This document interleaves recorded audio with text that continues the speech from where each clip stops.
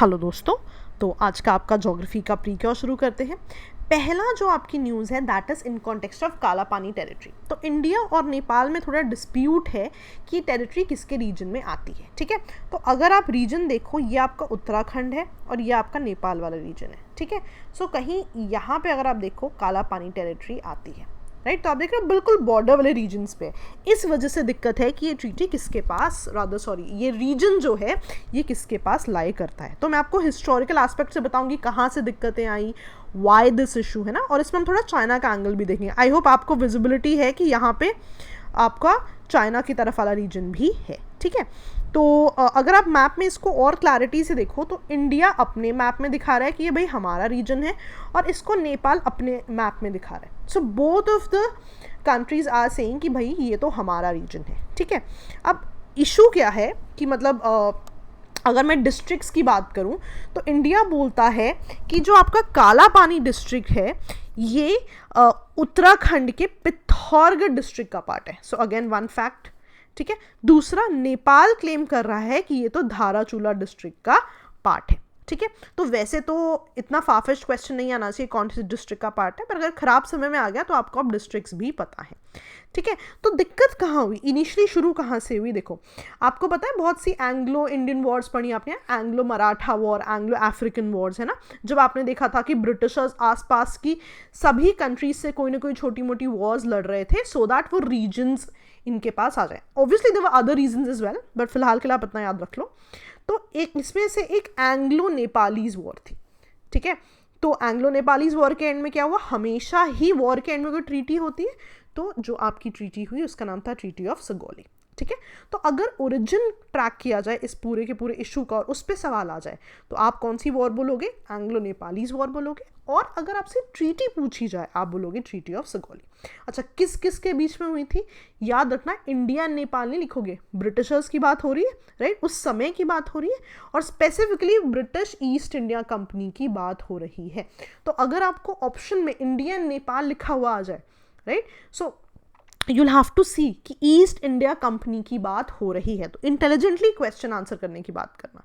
ठीक है, तो इस पूरी ट्रीटी में क्या हुआ, नेपाल ने अपनी बहुत सारी territories British East India company को दे दी। ठीक है, बहुत सारी Nepali territories which included Darjeeling as well India को हैंड ओवर कर दी गई। ठीक है, अब इस ट्रीटी से दिक्कत कहाँ आई? मान लो एक सिंपल सा एग्जाम्पल लेते हैं। मान लो ये उत्तराखंड है और ये नेपाल है। ठीक है, लेट्स सी। तो बोला गया कि ये जो नेपाल की वेस्टर्न बाउंड्री है ये जो है आपकी महाकाली रिवर को माना जाएगा। ठीक है, ये डिसाइड हो गया। लेकिन अब इसमें आज एक छोटा सा कैच है।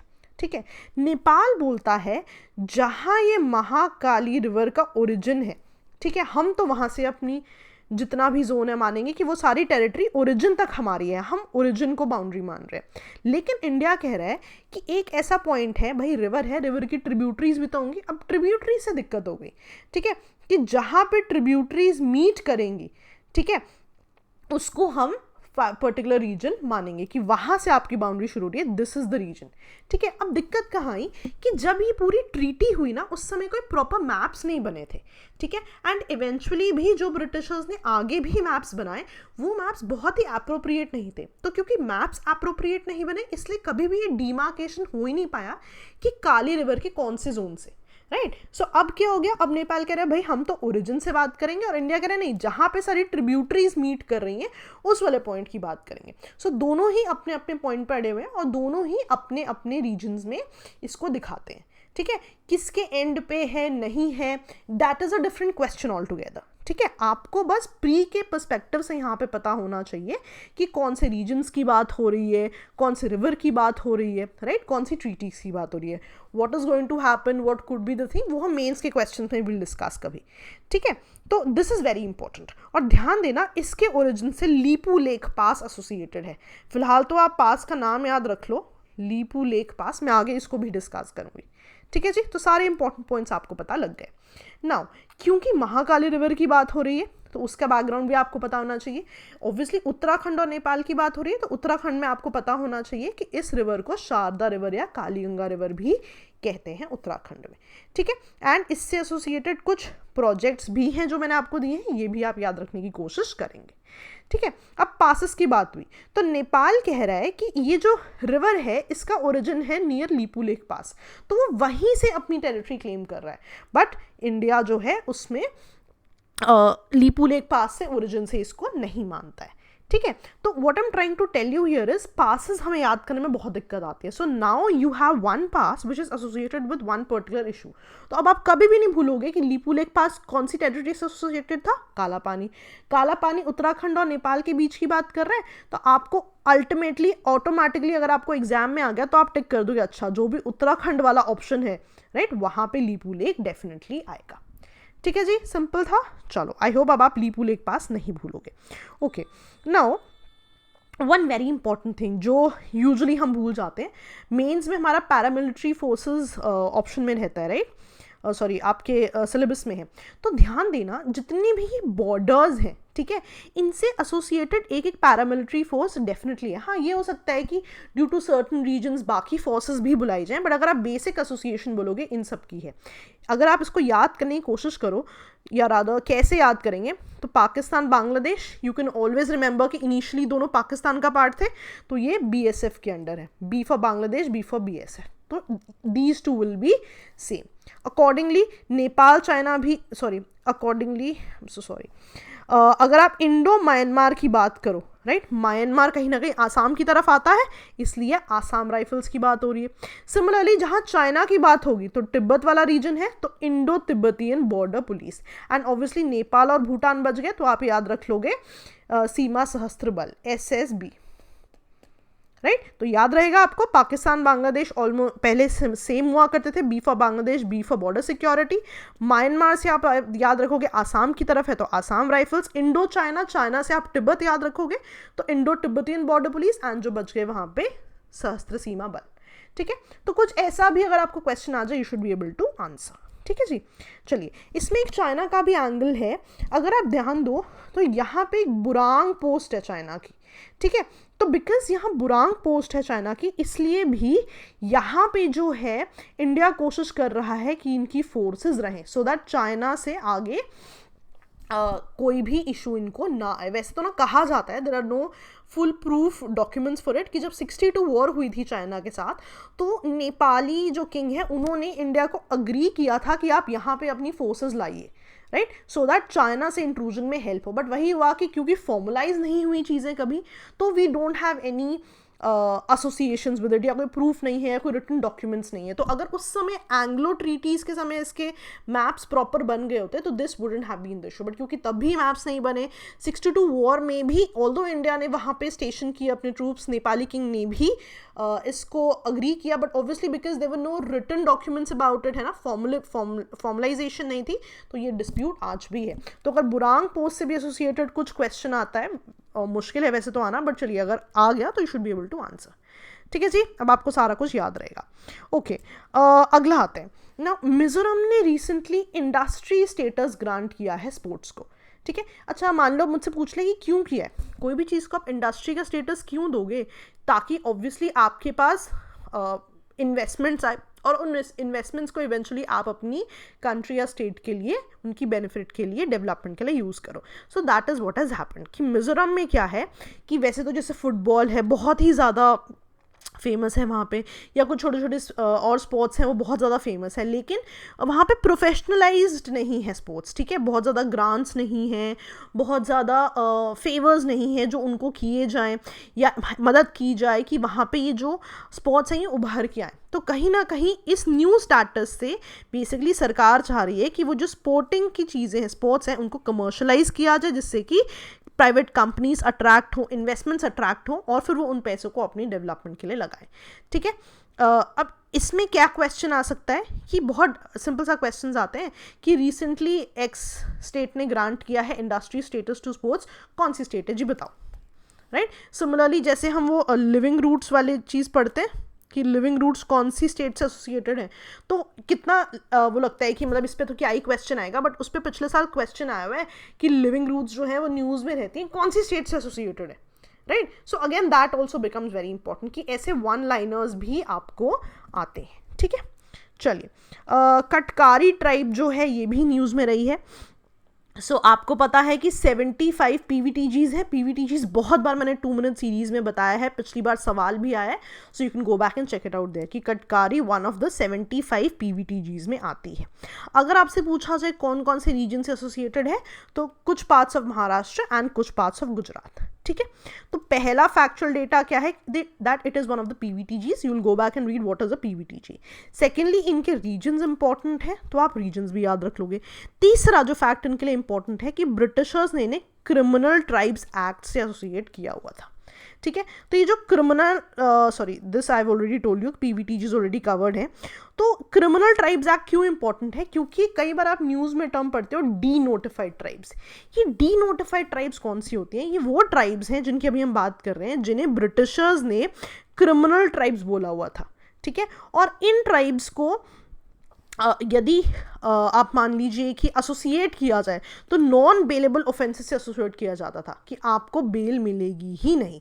और एक बार किसी भी ट्राइब को नोटिफाई कर दिया गया कि भाई आप क्रिमिनल ट्राइब का पार्ट हो, तो इसके मेंबर्स को हमेशा ही रजिस्टर करना पड़ता था लोकल मैजिस्ट्रेट के साथ कि भाई आप रजिस्टर करके आइए अपना नाम लोकल मैजिस्ट्रेट को। अगर ये लोग लोकल मैजिस्ट्रेट को अपना नाम नहीं रजिस्टर करते थे तो इनको चार्ज कर दिया जाता था for a crime under IPC. ठीक है, तो इवेंचुअली क्या हुआ कि ये जो ट्राइब्स हैं, ये जो क्रिमिनल ट्राइब्स एक्ट है, राइट, जो ये पूरा एक्ट है आपका, अगर आपने पिछले पेज पे ध्यान दिया हो, आई एम प्रिज्यूमिंग कि you would have missed it, criminal tribes act of 1871 था, राइट। दोबारा से इस पूरे के पूरे आर्टिकल को, या रादर अगर मैं स्पेसिफिकली बोलूँ, इस पूरे के पूरे एक्ट को चेंज किया गया 1952 में, जब इनको बोला गया कि भाई अब हम आपको डी नोटिफाइड ट्राइब्स नहीं कहेंगे। अगर आपने पिछली वाली स्लाइड में मिस कर दिया हो, तो ये जिस पर्टिकुलर ट्राइब्स की बात कर रहे हैं, इन ट्राइब्स को हम विमुक्ति जाति या फिर डी नोटिफाइड ट्राइब्स भी कहते हैं। ठीक है, तो अगर आपसे पूछ लिया जाए कि डी नोटिफाइड ट्राइब्स कौन सी है, तो आप बताओगे कि ये वो वाली ट्राइब्स हैं जिनको ब्रिटिशर्स ने क्रिमिनल ट्राइब्स एक्ट ऑफ 1871 के अंदर बोला था भाई आप हो पार्ट ऑफ क्रिमिनल ट्राइब्स का and you will have to register yourself with a magistrate, if not you were to be charged under a crime. ठीक है, अंडर आईपीसी। लेकिन इवेंचुअली जब 1952 का एक्ट आया तो उन्होंने बोला नहीं भाई अब हम आपको डी नोटिफाइड ट्राइब्स नहीं कहेंगे। इवेंचुअली अब जो है 1959 में क्या हुआ कि इन पूरी ट्राइब्स का जो पूरा मुद्दा है, इन्होंने बोला भाई अब डी नोटिफाइड ट्राइब्स ऐसा कुछ नहीं है, अब हम आपका नाम रखेंगे हैबिचुअल ऑफेंडर्स। ठीक है, तो अब ध्यान रखना कौन कौन से एक्ट्स आए हैं, कौन कौन से एक्ट से चीज़ें हुई हैं, and now what are they called, क्योंकि प्री में इस तरह के क्वेश्चंस आते हैं, you should be knowing it. अगर विमुक्ति जाति पे सवाल आ जाए, डी नोटिफाइड ट्राइब्स लिखा हुआ आ जाए, तो you should be able to recognise the acts at least. ठीक है जी, सिंपल था, याद रहेगा। ओके, न्यूज़ में क्यों थी ये काटकारी ट्राइब, ये काफ़ी ज़्यादा न्यूज़ में थे कि महाराष्ट्र में इन्होंने वन धन योजना में काफ़ी ज़्यादा सक्सेसफुल रहे हैं। तो आपको जैसा कि मैंने कहा है जितना बैकएंड पता हो बेटर है, तो वन धन योजना भी आपको पता होनी चाहिए। देखो नाम से पता लग रहा है वन है ना, फॉरेस्ट रिसोर्सेज की बात हो रही है, तो जितने भी ये फॉरेस्ट रिसोर्सेज हैं ना, जो हम माइनर फॉरेस्ट प्रोड्यूस कह रहे हैं, ठीक है, इन माइनर फॉरेस्ट प्रोड्यूस को यूटिलाइज करना है ना, और इन फॉरेस्ट प्रोड्यूसर्स को इस तरह से यूज़ करना कि वहाँ के जो लोग हैं उनको लाइवलीहुड भी मिले, वो बेसिकली एजेंडा है इस वन धन योजना का। बेसिकली वन यानी कि फॉरेस्ट के रिसोर्सेज से धन मिले, है ना, मॉनेटरी बेनिफिट्स भी हो और जिससे इनकी सस्टेनेबिलिटी भी बनी रहे। तो सिंपल से काम करते हैं कि बहुत सारे सेल्फ हेल्प ग्रुप्स बना लेते हैं, राइट, और इन सेल्फ हेल्प ग्रुप्स में फिर मदद की जाती है कि किस तरह से यहाँ के लोगों का स्किल्स अपग्रेड किया जाए, है ना, कि किस तरह से मान लो इन फूड प्रोसेसेस, ये जो फूड प्रोड्यूसर्स हैं, जो MSPs हम कहते हैं, राइट, इनको कैसे यूज़ किया जाए, इनको कैसे बेटर तरीके से और स्किल्स अपग्रेड किए जाएं इनके, है ना, या इनको कैसे प्रोसेस करके दूसरी चीज़ें बनाई जाएं। कुछ इस तरह के skills in self help groups में सिखाए जाते हैं ताकि अल्टीमेटली इस पर्टिकुलर वन से आपको धन मिले एंड आप अपनी पूरे के पूरे जितने भी रिसोर्सेज हैं उनको मैक्सिमम यूज़ करके अपना लाइवलीहुड चलाने की कोशिश करो। ठीक है जी, सिंपल है। अगर मैं इसको थोड़ा सा अंग्रेजी में कहना चाहूँ तो बेसिकली आपके स्किल अपग्रेडेशन पे और आपकी कैपेसिटी बिल्डिंग पे ध्यान दिया जाता है, राइट, ताकि इवेंचुअली आप चीज़ों में वैल्यू एडिशन कर सको। ठीक है, तो आपको कभी भी ये चीज़ अभी भूलेगी नहीं, जैसे आप वन धन को याद करोगे। ठीक है, अब एक Dihing Patkai wild life sanctuary है, ये न्यूज़ में थी, तो अगर आप इसकी पोजीशन देखो, if this is your Assam, कहीं यहाँ पर आती है ये। ठीक है, तो दिहिंग पटकाई में से दिहिंग तो जो रिवर है जो इस वाइल्ड लाइफ सेंचुरी या इस पूरे रीजन से होके बहती है, और पटकाई जो है ये उस हिल की बात कर रहा है जहाँ पे ये सेंचुरी एसोसिएटेड है. सो अगेन फैक्चुअल डेटा है, it is very important for you. अच्छा, ये जो पूरा रीजन है, राइट, अगर मैं इसकी बात करूं तो ये जो Dihing Patkai wild life sanctuary है, अगर आपसे पूछा जाए कौन से रीजन में है तो आप बोलोगे भाई असम से एसोसिएटेड है. ये तो हमने मैप में भी देख लिया. अगर आपसे इसका दूसरा नाम पूछा जाए तो इसको आप जयपुर रेन फॉरेस्ट भी कहते हो. ठीक है, तो अगर जयपुर रेन फॉरेस्ट एसोसिएट कर दिया जाए तो आपको पता है कि आपने कौन सी स्टेट की बात करनी है.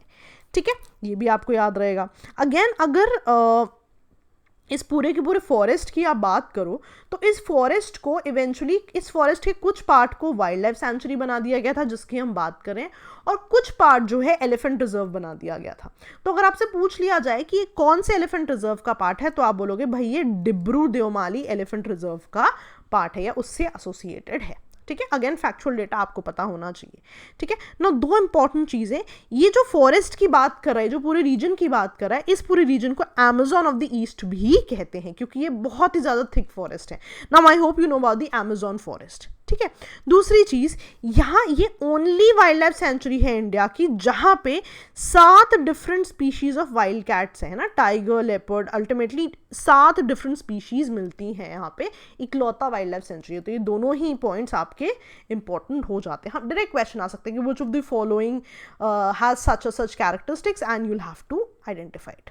न्यूज़ में क्यों थी कि ये जो एलिफेंट रिजर्व है ना, इस पूरे रीजन में कोल माइनिंग जो है रेकमेंड हुई है, right, not the whole region but a part of this region. किसने रेकमेंड की है? National board of wildlife ने. तो इसके बारे में भी देख लेते हैं, national board of wildlife. तो national board of wildlife जो है ये बनाया गया है wildlife protection act 1972. Very important कि किसके अंडर बना है. ठीक है, तो ऑब्वियसली स्टैट्यूटरी बॉडी है, वेरी सिंपल है ना. अब ध्यान रखना है इसको चेयर कौन कर रहा है, इसको चेयर कर रहे हैं जी प्राइम मिनिस्टर. अगर यहाँ पे आ गया chaired by ministry of environment and forest, absolutely wrong हो जाएगा. एक और चीज़ याद रखना, ये वाली बॉडी एडवाइजरी इन नेचर है कि क्या चेंजेस करने हैं, किस तरह से पॉलिसी मेकिंग हो, इस पर एडवाइस करती है. इसीलिए तो हमने पिछले वाले स्लाइड में क्या देखा कि national board of wildlife ने रेकमेंड किया है कि भाई कोल माइनिंग होगी. तो आप क्या याद रखोगे इससे कि ये एक एडवाइजरी बॉडी है. ठीक है जी, सिंपल था. चलो लास्ट न्यूज़ देखते हैं आपकी. चंबा टनल या चार धाम टनल न्यूज़ में रही है.